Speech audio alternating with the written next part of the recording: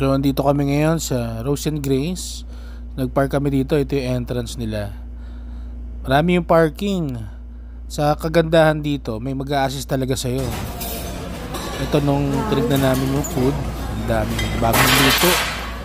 Mainit-init pa nga yung pagkain eh. Sa kagandahan dito, no, talaga makakapili ka.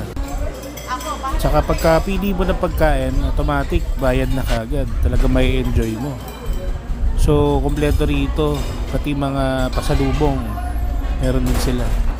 Approachable din yung mga tao at saka mabilis mag-serve. Yan, kitang-kita nyo yung mga tables, di ba? Init-init pa to eh. Ang tawag dito? Biko. Biko. Ito, iba't ibang ano rin, klase ng pinuto yung pagkain. Yung mga tunsoy, yan, iba't iba, mga isda.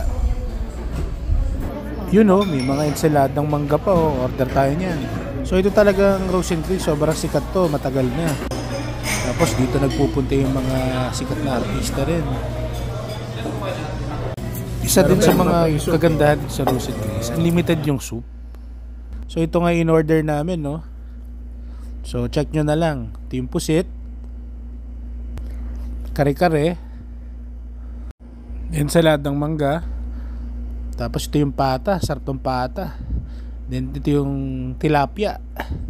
So yun lang. Thank you guys. Ingat.